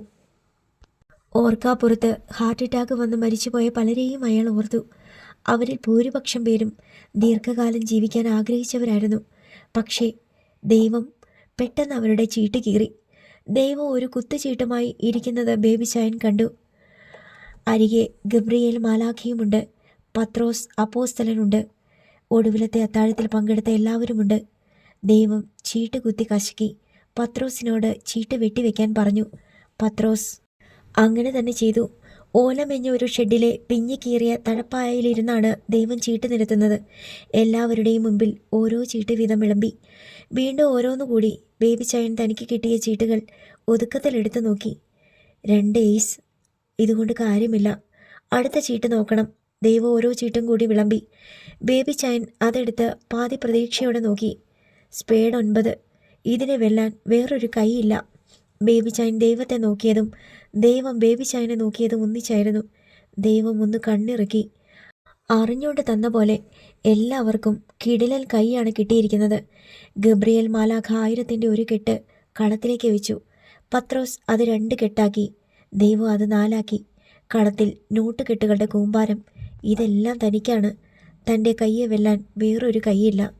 സജിമോൻ്റെ റീനൽ ട്രാൻസ്പ്ലാന്റ് ഓപ്പറേഷൻ നടത്താം. ട്രീസമോളുടെ കല്യാണം കെങ്കേമമായി നടത്താം. ബാങ്കിലെ ലോൺ തിരിച്ചടച്ച് ജപ്തി ഒഴിവാക്കി ആധാരം തിരിച്ചെടുക്കാം. എന്നിട്ടും ലക്ഷക്കണക്കിന് രൂപ ബാക്കിയാണ്. നോട്ടുകെട്ടുകളുടെ കൂമ്പാരം ഉയർന്നിട്ട് ചുറ്റുമിരിക്കുന്നവരെ കാണാൻ വയ്യാതായി. ബേബി ചായ, ചിന്നമ്മയുടെ വിളിയച്ച. അവൾ എങ്ങനെ ഇവിടെ വന്നു? ദൈവം ചീട്ട് കശക്കുന്നിടത്ത് ഇവിടെ പുരുഷന്മാർക്ക് മാത്രമേ പ്രവേശനമുള്ളൂ. ബേബി ചായ, ഇതെന്നാ ഉറക്കമാ? ഒന്നെണീറ്റേ. ചിന്നമ്മ പിടിച്ചു കുലുക്കുന്നു. പെട്ടെന്ന് ബേബി ചായൻ്റെ കയ്യിലിരുന്ന ചീട്ട് മാഞ്ഞുപോയി. നല്ല ഒന്നാന്തര കൈ. ബേബി ചായന് എന്തെന്നില്ലാത്ത ദേഷ്യം വന്നു. അടുത്ത നിമിഷം കളത്തിലുണ്ടായിരുന്ന നോട്ടുകെട്ടുകളുടെ കൂമ്പാരവും അപ്രത്യക്ഷമായി. ബേബി ചായ. സങ്കടവും ദേഷ്യവും സഹിക്കവയ്യാതെ ബേബി ചായൻ കണ്ണു തുറന്നു. ചിന്നമ്മ മുന്നിൽ നിൽക്കുന്നു. ദൈവം എവിടെ? ഗബ്രിയേൽ, പത്രോസ്. ആരെയാ നോക്കുന്നേ? ബേബി ചായ, ഞാനാ. ചിന്നമ്മ ആശ്ചര്യപ്പെട്ടു. ബേബി ചായൻ കടുത്ത നൈരാശ്യത്തിലേക്ക് വീണു. സ്വപ്നമായിരുന്നോ? തൻ്റെ എല്ലാ കഷ്ടകാലവും എല്ലാ പ്രശ്നങ്ങളും തീർന്നല്ലോ എന്ന് ആശ്വസിച്ചതാണ്. നീ എന്തിനാ ഇപ്പം എന്നെ വിളിച്ചുണർത്തിയേ? ബേബി ചായൻ ആ സ്വപ്നത്തിലേക്ക് തിരിച്ചു പോകാൻ തിരക്ക് കൂട്ടുന്ന പോലെ ചോദിച്ചു. ആരാണ്ട് കാണാൻ വന്നിരിക്കുന്നു. എന്നെ കാണാനോ? ഈ രാത്രിയിലോ? എഴുന്നേറ്റേ. ബേബി ചായൻ മനസ്സില്ലാ മനസ്സോടെ എഴുന്നേറ്റു. തല മാന്തിക്കൊണ്ടും കൂട്ടുവായിട്ടുകൊണ്ടും തിണ്ണയിലേക്ക് ഇറങ്ങിച്ചെന്നു. മുറ്റത്ത് ഒരു യുവാവ് നിൽക്കുന്നു. ബൾബിന് വോൾട്ടേജ് തീരെ കുറവായതുകൊണ്ട് ശരിക്ക് കാണാൻ വയ്യ. ആരാ? ബേബി ചായൻ ചോദിച്ചു. മുറ്റത്ത് നിന്ന് യുവാവ് തിണ്ണയിലേക്ക് കയറി. ബേബി ചായൻ ആദ്യം മനസ്സിലായില്ല. ജീൻസും ടീഷർട്ടും അതിനു മീതെ നീല ജാക്കറ്റും ഒക്കെ ഇട്ട് കറുത്ത കയ്യുറ ധരിച്ച് ഒത്ത ഒരു ചെറുപ്പക്കാരൻ. ബേബി ചായൻ അയാളെ അടിമുടി നോക്കി. മാലപ്പടക്കത്തിന് തീ പിടിച്ച് പടരുന്ന പോലെ ബേബി ചായൻ്റെ മനസ്സിൽ ഓർമ്മയുടെ അടുക്കുകൾ പൊട്ടിവിടർന്നു. ആദ്യം ബേബി ചായൻ്റെ മനസ്സിൽ തെളിഞ്ഞ ഓർമ്മ ആലപ്പുഴ KSRTC ബസ് സ്റ്റാൻഡിൻ്റെ ഒരു കോണിൽ എങ്ങോട്ട് പോകണമെന്നറിയാതെ വിഷമിച്ച് നിൽക്കുന്ന ഒരു ബാലൻ്റെ രൂപമായിരുന്നു. വീട് വിട്ട് ഒളിച്ചോടിയ അവൻ്റെ കയ്യിൽ ഒന്നുമില്ല. വിശപ്പടക്കാനും നിവർത്തിയില്ല. അവനാണ് വളർന്നു വലുതായി മുന്നിൽ നിൽക്കുന്നതെന്ന് കണ്ണുമടച്ച് വിശ്വസിക്കാനും പ്രയാസം. എന്നിട്ടും അടുത്ത കാലത്ത് നടന്ന ചില സംഭവങ്ങളുമായി ബേബി ചായൻ തൻ്റെ തിരിച്ചറിവിനെ കൂട്ടിയിണക്കി. ശൗര്യക്കുട്ടി എന്നു പേരുള്ള ഒരു യുവാവ് വന്ന് റിസോർട്ട് അടിച്ചു തകർത്തതും പോലീസ് ശൗര്യക്കുട്ടിയുടെ അഡ്രസ്സ് അന്വേഷിച്ച് ഇവിടെ വന്നതും. ശൗര്യക്കുട്ടിയല്ലേ? ബേബി ചായൻ രണ്ടും കൽപ്പിച്ച് ചോദിച്ചു. അതെ. ശൗര്യക്കുട്ടി ചിരിച്ചു. ബേബി ചായൻ എന്നെ തീരെ മറന്നിട്ടില്ല അല്ലേ? ഇപ്പം ഇങ്ങനെ വന്ന് കണ്ടതുകൊണ്ടാ. റോഡേ വെച്ച് കണ്ട നിന്നെ തിരിച്ചറിയത്തില്ല. അന്ന് നീ കൊച്ചു ചെക്കനായിരുന്നു. ഇപ്പോൾ വളർന്ന് മീശയൊക്കെ വെച്ച് വലിയ ഒരാളായി. നിന്നെ മറന്നുപോയവർക്ക് തിരിച്ചറിയാൻ ബുദ്ധിമുട്ടാ. ആഹാ, എനിക്കറിയാം. എനിക്കൊത്തിരി മാറ്റം വന്നു. രൂപം മാറി, ശബ്ദം മാറി, വേഷം മാറി. എന്നാലും തിരിച്ചറിയുന്ന ചിലരുണ്ട്. നീ എവിടെ ആയിരുന്നടാ ഇത്രയും കാലം? ശൗര്യക്കുട്ടിയെ വീണ്ടും കണ്ട സന്തോഷത്തിൽ ബേബി ചായൻ തൻ്റെ ജീവൻ മരണ പ്രശ്നങ്ങളെല്ലാം മറന്നു. അതൊക്കെ വലിയ കഥയെ ബേബി ചായ. നീ ഇപ്പോൾ എന്നെ കാണാൻ വരാൻ എന്താ കാരണം? ഞാൻ നിനക്കൊന്നും തരാനില്ലല്ലോ. പഴയ കണക്ക് വല്ലതും ബാക്കിയുണ്ടോ? അത് കേട്ട ശൗര്യക്കുട്ടിക്ക് ചിരി വന്നു. ബേബി ചായൻ എന്താ അങ്ങനെ ചോദിച്ചേ? അല്ല, നീ ആ പഴയ റിസോർട്ടിൽ ചെന്ന് പഴയ കണക്ക് പറഞ്ഞ് കാശ് ചോദിച്ചെന്നും അവർ തരാഞ്ഞിട്ട് നീ അത് തല്ലിപ്പൊളിച്ചെന്നും ഒക്കെ കേട്ടു. അത് ശരിയാ ബേബി ചായ, അവിടെ കുറച്ച് കണക്ക് ബാക്കിയുണ്ടായിരുന്നു. കിട്ടാനുള്ളത് എനിക്ക് തിരിച്ചു വേണം, കൊടുക്കാനുള്ളത് കൊടുക്കുകയും വേണം. ബേബി ചായൻ എനിക്കൊന്നും തരാനില്ല. തരാനുണ്ടായിരുന്നതെല്ലാം കണക്ക് പറഞ്ഞ് ബോധ്യപ്പെടുത്തി എനിക്ക് തിരിച്ചു തന്നിട്ടുണ്ട്. സമാധാനമായി. അല്ലെങ്കിലും ഇവിടെ ഇനി തല്ലിപ്പൊളിക്കേണ്ട കാര്യമൊന്നുമില്ല. എല്ലാം പൊളിഞ്ഞിരിക്കുക. നീ അങ്ങോട്ട് ഇരിക്കുക ശൗര്യക്കുട്ടി. ബേബി ചായൻ തൻ്റെ പുറകിൽ കിടന്ന കസേര വലിച്ചു നിരക്കി ശൗര്യക്കുട്ടിയുടെ മുന്നിലേക്ക് വെച്ചു കൊടുത്തു. ഇരിക്കാനൊന്നും ഇപ്പം നേരമില്ല ബേബി ചായ, ഞാനൊന്ന് കണ്ടിട്ട് പോകാമെന്ന് വിചാരിച്ച് വന്നതാ. എന്തായാലും ഇന്ന് നീ വന്നത് നന്നായി. നാളെയാണെങ്കിൽ ചിലപ്പോൾ ഞങ്ങളിവിടെ കാണത്തില്ലായിരുന്നു. ബേബി ചായ, ബേബി ചായൻ എന്താ വേണ്ടത്? എന്ത് വേണമെങ്കിലും ചോദിച്ചു. നീ എനിക്കൊന്നും തരാനില്ലല്ലോ ശൗര്യക്കുട്ടി. ആലപ്പുഴ ബസ് സ്റ്റാൻഡിൽ നിന്ന് 15 കൊല്ലം മുമ്പ് എട്ടും പൊട്ടും തിരിയാത്ത എന്നെ ബേബി ചായൻ കൂട്ടിക്കൊണ്ടുപോയത് ഞാൻ മറന്നിട്ടില്ല. അതിൻ്റെ ഒരു നന്ദിയും സന്തോഷവും ഇപ്പോഴും എൻ്റെ മനസ്സിൽ കിടപ്പുണ്ട്. എന്താ ബേബി ചായന് വേണ്ടത്? ആ നന്ദി സ്നേഹവും അങ്ങനെ തന്നെ കിടന്നോട്ടെ. നീ എന്നെ കാണാൻ വന്നല്ലോ, അത് മതി. അതിൽ കൂടുതൽ എന്താ ഒരു സന്തോഷം? ബേബി ചായൻ തിരിഞ്ഞകത്തേക്ക് നോക്കി ഭാര്യയെയും മക്കളെയും വിളിച്ചു. അവർ വാതിൽക്കിലേക്ക് വന്നു. ഈ നിൽക്കുന്നവനുണ്ടല്ലോ, ഇവൻ ആരാന്നറിയാവോ? ഇവനാണ് ശൗര്യക്കുട്ടി. നീ ഓർക്കുന്നുണ്ടോ ചിന്നമ്മേ? ഇവനും ഇവൻ്റെ അമ്മയും കൂടി ഇവിടെ വന്നത്. ചിന്നമ്മയ്ക്ക് ഓർമ്മ പോരാ, എങ്കിലും തലകുലുക്കി. ബേബി ചായൻ സജിമോനെയും ട്രീസ മോളെയും ശൗര്യക്കുട്ടിക്ക് പരിചയപ്പെടുത്തി. ഒരുത്തരം കൂടെ ഉണ്ടായിരുന്നടാ, പോയിട്ടിപ്പോൾ 8 വർഷമായി. അവനുണ്ടായിരുന്നെങ്കിൽ ഇപ്പോൾ നിന്റെ പ്രായമാ. ഒരു നിമിഷം ബേബി ചായൻ്റെ ഓർമ്മ 8 വർഷം മുമ്പ് സംഭവിച്ച ഒരു ദുരന്തത്തിലേക്ക് പാളിപ്പോയി. എങ്ങനെ മരിച്ചു എന്നൊന്നും ചോദിച്ച് ആ അപ്പനെ വേദനിപ്പിക്കാൻ ശൗര്യക്കുട്ടിയെ ആഗ്രഹിച്ചില്ല. ഞാൻ കട്ടൻ ചായ എടുക്കട്ടെ? ചിന്നമ്മ ചോദിച്ചു. ഒന്നും വേണ്ട. നീ വല്ലതും കഴിച്ചായിരുന്നോ? ഇവിടെ കഞ്ഞിയുണ്ടെന്ന് തോന്നുന്നു. ഇല്ലേടി ചിന്നമ്മേ, കഞ്ഞിയുണ്ട്, ഉണക്കമീൻ ചമ്മന്തിയുണ്ട്. കഴിക്കുവാവോ? കഴിക്കാൻ മേലാഞ്ഞിട്ടല്ല, ഇപ്പോൾ വേണ്ട. എല്ലാരെയും കണ്ടല്ലോ, ഇനി ഞാനങ്ങ് പോയിക്കൊള്ളാം. ശൗര്യക്കുട്ടി പോകാനൊരുങ്ങി. നീ എങ്ങനെയാ വന്നേ? ബേബി ചായൻ ചോദിച്ചു. ഞാനൊരു ബോട്ടിലാ. എന്നാൽ ഞാനും വരാം, ആറ്റിങ്കര വരെ. എല്ലാവരെയും കൈ കാണിച്ചിട്ട് ശൗര്യക്കുട്ടി ഇറങ്ങി. കൂടെ ബേബി ചായനും പോയി. ശൗര്യക്കുട്ടി പെൺടോർച്ച് തെളിച്ച് മുൻപേ നടന്നു. പൂക്കൈതയാറിൻ്റെ ഓളങ്ങൾ നടപ്പാതയുടെ വിളുമ്പത്തെ ചെറിയ കുറ്റിച്ചെടികളെ കിക്കിളിയിടുന്ന ശബ്ദം കേൾക്കാം. നേരിയ നിലാവട്ടം പുഴപ്പരപ്പിൻ്റെ വിസ്തൃതിയെ ഇരട്ടിയായി തോന്നിപ്പിച്ചു. ജെട്ടിയിൽ ഒരു ബോട്ട് കിടപ്പുണ്ടായിരുന്നു. കോൺക്രീറ്റ് വാർത്ത പ്ലാറ്റ്ഫോമിൽ നിന്നുകൊണ്ട് ശൗര്യക്കുട്ടി ബേബി ചായന് കൈ കൊടുത്തു. പോട്ടെ ബേബി ചായ, കാണാം. ബേബി ചായൻ തലയാട്ടി. 4 പേർക്കിരിക്കാവുന്ന സ്പീഡ് ബോട്ടിൻ്റെ ഡ്രൈവിംഗ് സീറ്റിലേക്ക് ശൗര്യക്കുട്ടി കയറിയിരുന്നു. ബോട്ടിൽ വേറെ ആരുമില്ല. നീ ഒറ്റയ്ക്കാ വന്നതല്ലേ? ബേബി ചായൻ വിസ്മയത്തോടെ ചോദിച്ചു. ശൗര്യക്കുട്ടി മറുപടിയായി ചിരിച്ചു. ബോട്ടിൻ്റെ എഞ്ചിൻ സ്റ്റാർട്ടാക്കി. പോവുകയാണെന്ന് ബേബി ചായൻ്റെ നേർക്ക് കൈ വീശി ആംഗ്യം കാട്ടി. ബോട്ടൊന്ന് തുള്ളിക്കുലുങ്ങി. പിന്നെ മെല്ലെ നീങ്ങി. ഏതാനും വാര പിന്നിട്ട ശേഷം വേഗമെടുത്ത് ശരം വിട്ടതുപോലെ അത് പാഞ്ഞുപോയി. പൂക്കൈതയാറിൻ്റെ ജലപ്പരപ്പിന് മീതെ പാൽപ്പത തൂകിയതുപോലെ ഒരു നീണ്ട പാത രൂപപ്പെട്ട് കിടന്നു. അവൻ എവിടെ നിന്നാണ് വന്നത്? എങ്ങോട്ടാണ് പോയത്? അതൊന്നും ചോദിക്കാൻ ഓർത്തില്ലല്ലോ എന്ന് ബേബി ചായൻ കുണ്ഠിതപ്പെട്ടു. എന്നാലും ബേബി ചായൻ്റെ മനസ്സിൽ ഒരു സന്തോഷം നിറഞ്ഞു പതഞ്ഞു കിടന്നു. പൂക്കൈതയാറിൻ്റെ മീതെ അവൻ്റെ സ്പീഡ് ബോട്ട് വരഞ്ഞിട്ട പാൽപ്പത പോലെ. ആ സന്തോഷത്തിലും സംതൃപ്തിയിലും അയാൾ തൻ്റേതായ പ്രതിസന്ധികളെല്ലാം കുറേ സമയത്തേക്ക് മറന്നു. തിരിച്ച് വീട്ടിലെത്തിയപ്പോൾ ചിന്നമ്മ അയാളുടെ നേർക്ക് പരാതിപ്പെട്ടു. എന്ത് സഹായം വേണമെങ്കിലും ചോദിച്ചുവെന്ന് ആ ശൗര്യക്കുട്ടി പറഞ്ഞതല്ലായിരുന്നോ? ആ പറഞ്ഞു. എന്നിട്ടെന്താ നമ്മുടെ കാര്യം പറയാതിരുന്നേ? നമ്മുടെ കിടപ്പാടം നാളെ ജപ്തിയല്ലേ? സജിമോൻ്റെ ഓപ്പറേഷൻ. എടി ചിന്നമ്മേ, നിനക്ക് ബോധമില്ലേ? അതിനൊക്കെ എത്ര ലക്ഷം രൂപ വേണം? അത്രയും രൂപ ആരെങ്കിലും ചുമ്മാ തരുമോ? ഒന്ന് ചോദിക്കാമായിരുന്നില്ലേ? എടി, അവൻ നമ്മളെ കാണാൻ വന്നത് തന്നെ വലിയ കാര്യം. നമ്മൾ സൗജന്യം ചോദിച്ചാൽ ആ സന്തോഷം പോവുകയും ചെയ്യും, നാണക്കേടാവുകയും ചെയ്യും. എന്തിനാ നാണക്കേട്? അതൊന്നും നിനക്കറിയത്തില്ല. അഭിമാനമുള്ള ആണുങ്ങൾക്ക് അന്യൻ്റെ മുമ്പിൽ കൈനീട്ടാൻ ഇത്തിരി ബുദ്ധിമുട്ടാ. എന്നാലും ഒന്ന് പറയായിരുന്നു, നമ്മൾ ഭയങ്കര മനപ്രയാസത്തിലാണെന്ന്. പറഞ്ഞല്ലോ, ആകെ പൊളിഞ്ഞു നിൽക്കുകയാണെന്ന്. നാളെ വന്നാൽ കാണാൻ പറ്റത്തില്ലായിരുന്നെന്ന്. അത്രയും പറഞ്ഞാൽ മതിയോ? ശൗര്യക്കുട്ടിക്ക് അത് മനസ്സിലായി കാണത്തില്ലായിരിക്കും. ചോദിക്കണമായിരുന്നോ? ബേബി ചൈനും സംശയമായി. ചോദിച്ചാൽ ശൗര്യക്കുട്ടി സഹായിക്കുമായിരുന്നോ? 5000 50,000 രൂപയല്ല വേണ്ടത്, 5 ലക്ഷമെങ്കിലും വേണം.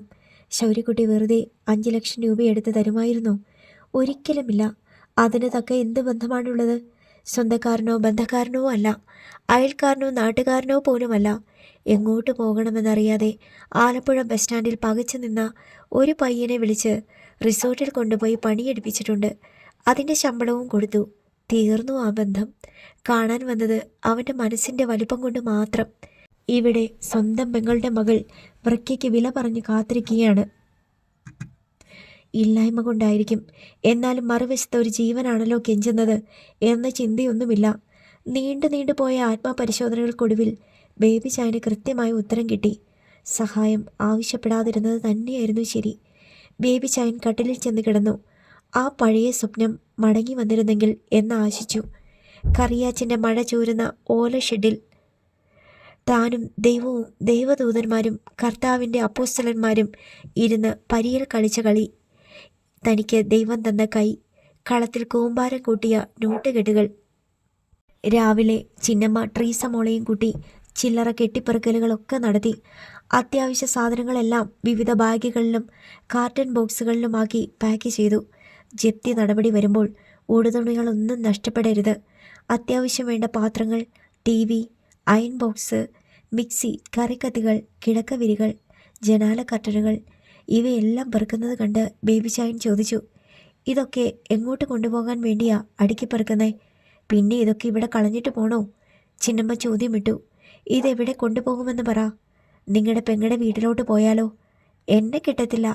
എത്ര ദിവസം താമസിക്കും അവിടെ? ഒരാഴ്ചത്തേക്ക്. അവരിറക്കി വിടില്ല. വെറുതെ എന്തിനാ അവനുമായിട്ട് പിണങ്ങുന്നേ? അമ്മയുണ്ടായിരുന്നെങ്കിൽ എൻ്റെ വീട്ടിലേക്ക് പോകായിരുന്നു. എടി, ഇന്നലെ ഞാൻ പറഞ്ഞതാ ഇതിൽ നിന്ന് രക്ഷപ്പെടാനൊരു മാർഗം. ആരും കേട്ടില്ല. കടത്തിണ്ണയിൽ ചെന്ന് കിടക്കാമെന്ന് വെച്ചാ 2 ദിവസത്തിൽ കൂടുതൽ ആരെങ്കിലും കിടത്തുവോ? പള്ളിക്കാരോട് ചോദിച്ചാലോ? പള്ളിയിൽ കിടത്തുവോ? ഇല്ലല്ലോ. പള്ളി മുറിയിൽ കിടത്തുവോ? പാരിഷ് ഹാളിൽ കിടത്തുവോ? കുഞ്ഞാടുകളെ മേയ്ക്കുന്ന ഇടയന്മാരുടെ തനി സ്വഭാവം അപ്പോൾ പുറത്തു വരും. അല്ലെങ്കിൽ തന്നെ അങ്ങനെ പോയി കിടന്നിട്ട് എന്താ കാര്യം? ഒരു മേൽഗതി കിട്ടുമോ? കൊച്ചിൻ്റെ ഓപ്പറേഷൻ നടക്കുമോ? ട്രീസയെ കെട്ടിച്ചു വിടാൻ പറ്റുമോ? എനിക്കറിയാൻ മേല. അതൊക്കെ ബേബി ചായൻ എന്താന്ന് വെച്ച് ചെയ്തു. എൻ്റെ ജോലി ഞാൻ ചെയ്യുക. 11 മണിക്ക് ബാങ്കിൻ്റെ ജീപ്പ് വന്ന് വീടിൻ്റെ മുൻപിലുള്ള വീതി കുറഞ്ഞ റോഡിൽ നിന്നു. പാൻസും ഷർട്ടുമിട്ട ഉദ്യോഗസ്ഥന്മാർ അതിൽ നിന്നിറങ്ങി വീടിന് നേർക്ക് വന്നു. അവരെ കണ്ട് ബേബി ചായൻ മുറ്റത്തേക്കിറങ്ങി. തിണ്ണയിൽ നിന്ന് ട്രീസ അകത്തേക്ക് വലിഞ്ഞു. മമ്മി, ബാങ്കുകാർ ജപ്തിക്ക് വന്നിട്ടുണ്ട്. ചിന്നമ്മയുടെ നെഞ്ചിനുള്ളിൽ ഒരു തീ മിന്നൽ പാഞ്ഞു. ഇങ്ങനെ സംഭവിക്കാൻ പോവുകയാണെന്ന് ബോധ്യമുണ്ടായിരുന്നെങ്കിലും എന്തെങ്കിലും ഒരു അത്ഭുതം സംഭവിച്ച് ഈ ദുർവിധി ഒഴിഞ്ഞു പോകുമെന്നൊരു നേരിയ വിശ്വാസം മനസ്സിൽ നിന്നും ബാക്കി നിൽപ്പുണ്ടായിരുന്നു. 2 നിമിഷമേ സ്തബ്ധത നീണ്ടു നിന്നുള്ളൂ. ചിന്നമ്മ മകളോട് പറഞ്ഞു, എല്ലാം പെറുക്കി പുറകിലെ കൊച്ചു തിണ്ണയിലേക്ക് വെക്ക്. ചിന്നമ്മയും ട്രീസയും കൂടി പാക്ക് ചെയ്തു വെച്ച കെട്ടുകൾ പിന്നിലെ ചെറിയ തിണിയിലേക്ക് പെറുക്കി വെക്കാൻ ആരംഭിച്ചു. ജപ്തിക്ക് വന്നതായിരിക്കും അല്ലേ? വീട്ടുമുറ്റത്തേക്ക് വന്ന ബാങ്ക് ഉദ്യോഗസ്ഥരെ നോക്കി ബേബി ചൈൻ ഒച്ച താഴ്ത്തി ചോദിച്ചു. മുന്നിൽ വന്നു നിന്ന അസിസ്റ്റന്റ് മാനേജർ ഒരു കടലാസ് ബേബി ചൈൻ്റെ നേർക്ക് നീട്ടി. ബേബി ചൈൻ അത് വാങ്ങി. അയാളുടെ കൈവിരലുകളിലേക്ക് ഒരു വിറയൽ പടർന്നു കയറി. ബേബി ചൈൻ ആ കടലാസിലേക്ക് നോക്കി. കുറേ ഇംഗ്ലീഷ് വാക്യങ്ങൾ, തടിപ്പിച്ച് ടൈപ്പ് ചെയ്ത അക്ഷരങ്ങളും അല്ലാത്തതും, ചില കണക്കുകളെ സൂചിപ്പിക്കുന്ന അക്കങ്ങൾ. ഇത് എന്താണെന്ന് മനസ്സിലായോ? അസിസ്റ്റന്റ് മാനേജർ ചോദിച്ചു. ജപ്തി കടലാസ്, ബേബി ചൈൻ പറഞ്ഞു. അല്ല, നിങ്ങൾ ഞങ്ങളുടെ ബാങ്കിൽ നിന്നെടുത്ത ലോൺ അടച്ചു തീർത്തതിൻ്റെ റിസീപ്റ്റും ക്ലോഷർ ലെറ്ററും. എന്നുവെച്ചാൽ? ബേബി ചൈൻ വാ പൊളിച്ചു. നിങ്ങൾക്ക് ബാങ്കുമായിട്ടുള്ള എല്ലാ ഇടപാടും തീർന്നു. ഇനി കടമൊന്നും ബാക്കിയില്ല. ബേബി ചൈൻ ഒന്നും മനസ്സിലായില്ല. അപ്പോൾ ജപ്തി നടപടിയോ? കടം വീട്ടിക്കഴിഞ്ഞാൽ പിന്നെ എന്തിനാ ജപ്തി നടപടി? ബേബി ചൈൻ കണ്ണുമിഴിച്ചു. ആര് കടം വീട്ടി? അതൊന്നും ഞങ്ങൾക്കറിയില്ല. രാവിലെ ഒരാൾ വന്നു പറഞ്ഞു, ബേബി വർഗീസിൻ്റെ ലോൺ മുഴുവൻ തിരിച്ചടയ്ക്കാം. രസീതും ക്ലോഷർ ലെറ്ററും ബേബി വർഗീസിൻ്റെ വീട്ടിലെത്തിച്ചു കൊടുക്കുമെങ്കിൽ എന്ന്. ഞങ്ങൾക്ക് എന്ത് ബുദ്ധിമുട്ട് ഇവിടെ വരെ വരുന്നതിന്? വായ്പ അടച്ചു തീർത്ത് കിട്ടുന്നതല്ലേ ബാങ്കിന് നല്ലത്? ബേബി ചൈൻ അത്ഭുത സ്തബ്ധനായി. ഈ റെസിപ്റ്റും ക്ലോഷർ ലെറ്ററും വെച്ച് ബാങ്കിൽ ഒരു അപേക്ഷ കൊടുത്ത ഡോക്യുമെൻറ്റിന് എല്ലാം തിരിച്ചു കിട്ടും കേട്ടോ. ഇന്ന് തന്നെ കിട്ടില്ല, 1-2 ദിവസം താമസിക്കും. എന്നാലും അപേക്ഷ ഇന്ന് തന്നെ കൊടുത്തേക്ക്. ബേബി ചൈൻ വിശ്വസിക്കാനാവാതെ പകച്ചു നിൽക്കുകയാണ്. ബാങ്കിൽ നിന്ന് വന്നവർ ജീപ്പിനടുത്തേക്ക് തിരിച്ചുപോയി. ചിന്നമ്മയും ട്രീസയും സജിമോനും വേഗം ബേബി ചായൻ്റെ അടുത്തെത്തി. ബേബി ചായ. തൻ്റെ ഭർത്താവ് അന്തം വിട്ട് നിൽക്കുന്നത് കണ്ട് ചിന്നമ്മ പരിഭ്രാന്തിയായി. എന്നതാ അവർ പറഞ്ഞത്? ആ, എനിക്കൊന്നും മനസ്സിലായില്ല. ബേബി ചൈന് സംശയമായി. ഇന്നലെ ഇതുപോലൊരു സ്വപ്നം കണ്ടിരുന്നു. ചീട്ട് കളിച്ച് ലക്ഷക്കണക്കിന് രൂപ വാരിക്കൂട്ടുന്നതായിട്ട്. ഇതും സ്വപ്നമാണോ? ബേബി ചൈൻ ഭാര്യയെ നോക്കി, മക്കളെ നോക്കി. അവർക്കും കാര്യം മനസ്സിലായിട്ടില്ല. ജീപ്പ് അടുത്ത വീടിൻ്റെ മുറ്റത്തിട്ട് തിരിക്കുന്നത് കണ്ട് ബേബി ചൈൻ അങ്ങോട്ട് നോട്ടം മാറ്റി. ജീപ്പ് തിരിച്ചു പോവുകയാണ്.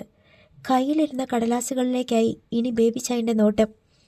ശരിയാണ്, കുടിശ്ശികയെല്ലാം അടച്ചു തീർത്തതായി എഴുതിയിരിക്കുന്നു. ദേ ബേബി ചായ ഒരാൾ. ചിന്നമ്മ അയാളെ തോണ്ടി. കയ്യിലെ കടലാസുകളിൽ നിന്ന് കണ്ണുയർത്തി ബേബി ചൈൻ നോക്കി. റോഡിൽ നിന്ന് ഒരാൾ വീടിന് നേർക്ക് നടന്നു വരുന്നു. പാൻസും ഷർട്ടുമാണ് വേഷം. കയ്യിലൊരു ഹാൻഡ് ബാഗ്. ബേബി വർഗീസ് എന്നയാളിൻ്റെ വീടല്ലേ? വന്നയാൾ ചോദിച്ചു. അതെ, ഞാനാ ബേബി വർഗീസ്. ചേട്ടൻ്റെ മകന് കിഡ്നി ട്രാൻസ്പ്ലാന്റ് ചെയ്യുന്ന ഒരു ഓപ്പറേഷൻ നടത്താനില്ലേ? ഉവ്. അതിശയത്തോടെ ബേബി ചൈൻ തലയാട്ടി. ആഗതൻ ഹാൻഡ് തുറന്ന് അതിൽ നിന്ന് ഒരു നോട്ടുകെട്ട് എടുത്ത് നീട്ടി. ഇത് സർജറിക്ക് മുമ്പുള്ള ആവശ്യങ്ങൾ നടത്താൻ വേണ്ടി വരുന്നതാ. ഓപ്പറേഷൻ സംബന്ധമായ ചെലവുകളൊക്കെ കാരുണ്യല്ലേ നടത്തുന്നേ? അയാൾ ബാഗിൽ നിന്ന് മറ്റൊരു നോട്ടുകെട്ട് കൂടി എടുത്ത് ബേബി ചൈന് കൊടുത്തു. ഇത് കിഡ്നി ഡൊണേറ്റ് ചെയ്യുന്ന ആൾക്കുള്ള 3 ലക്ഷം രൂപ. ഇത് സ്വപ്നം തന്നെയാണ്, വിശ്വസിക്കരുത്. ബേബി ചൈൻ തന്നെത്താൻ ഓർമ്മിപ്പിച്ചു. അയാൾ ചിന്നമ്മയെ നോക്കി. അന്താളിച്ച് നിൽക്കുന്നു ചിന്നമ്മ. ട്രീസയുടെ മിഴികളിലും ഒരത്ഭുതം. സജിമോൻ്റെ പാതി തുറന്ന വായ അടയ്ക്കാൻ അവൻ മറന്നുപോയി. ഈ ബാഗും കൂടി വെച്ചോ. ബേബി ചൈൻ്റെ കയ്യിൽ നോട്ടുകെട്ടുകളായതിനാൽ അയാൾ ചിന്നമ്മയുടെ നേർക്ക് ഹാൻഡ് ബാഗ് നീട്ടി. ഒരു പ്രതിമ കൈ നീട്ടിയാലെന്ന പോലെ ചിന്നമ്മ കൈ നീട്ടി അത് വാങ്ങി. പോട്ടെ. പണം കൊടുത്തയാൾ യാത്ര പറഞ്ഞു. അടുത്ത നിമിഷം പിന്തിരിഞ്ഞു നടന്നു. ചിന്നമ്മ ഭർത്താവിനെ നോക്കി. മിഴിച്ചു നിൽക്കുകയാണ്. ആരാന്ന് പോലും ചോദിച്ചില്ല. ചെല്ല്, ചിന്നമ്മ പറഞ്ഞു. കയ്യിലിരുന്ന നോട്ടുകെട്ടുകൾ ട്രീസയെ ഏൽപ്പിച്ചിട്ട് ബേബി ചൈൻ പുറകെ ചെന്നു. ആരാണെന്ന് പറഞ്ഞില്ലല്ലോ? ബേബി ചൈൻ ചോദിച്ചു. മറ്റേയാൾ തിരിഞ്ഞു നോക്കി. എൻ്റെ പേര് പറഞ്ഞാലും മനസ്സിലാവത്തില്ല, എന്നാലും പറയാം, ഐവാൻ. ബേബി ചൈൻ ഒരൊത്തും പിടിയും കിട്ടിയില്ല. മറ്റേയാൾ ബോട്ട് ലാൻഡിങ്ങിലെത്തി. അവിടെ ഒരു ബോട്ട് കെട്ടിയിട്ടിരുന്നു. ഇന്നലെ രാത്രി ശൗര്യക്കുട്ടി വന്ന അതേ സ്പീഡ് ബോട്ട്. ബേബി ചൈൻ സ്തംഭിച്ചു നിന്നു. ഐവാൻ കോൺക്രീറ്റ് പ്ലാറ്റ്ഫോമിലെ കമ്പിത്തൂണിൽ നിന്ന് കെട്ടഴിച്ച് ബോട്ടിലേക്കിട്ട് അതിലേക്ക് ചാടിക്കയറി. 2 നിമിഷത്തിനുള്ളിൽ ബോട്ടിൻ്റെ എഞ്ചിൻ ഇരമ്പി. ബോട്ടിൻ്റെ ഡ്രൈവിംഗ് സീറ്റിലിരുന്ന ഐവാൻ ബേബി ചൈന് നേർക്ക് കൈ വീശിക്കാട്ടി. അടുത്ത നിമിഷം ബോട്ട് കുതിച്ചു പാഞ്ഞു. ഇന്നലെ ശൗര്യക്കുട്ടി ഓടിച്ചു പോയപ്പോഴത്തെ പോലെ പാൽ നിറമുള്ള ഒരു പാത പൂക്കെയ്തയാറിൻ്റെ ജലപ്പരപ്പിൽ തെളിഞ്ഞു. ബേബി ചൈൻ്റെ കണ്ണു നിറഞ്ഞിട്ട് ആ കാഴ്ച കാണാൻ വയ്യാതായി. അയാളുടെ അകക്കണ്ണിൽ ഒരിക്കൽ കൂടി ആലപ്പുഴ ട്രാൻസ്പോർട്ട് ബസ് സ്റ്റാൻഡിൽ തനിച്ചിരിക്കുന്ന അനാഥ ബാലൻ്റെ ചിത്രം തെളിഞ്ഞു. അടുത്ത ഭാഗം നാളെ.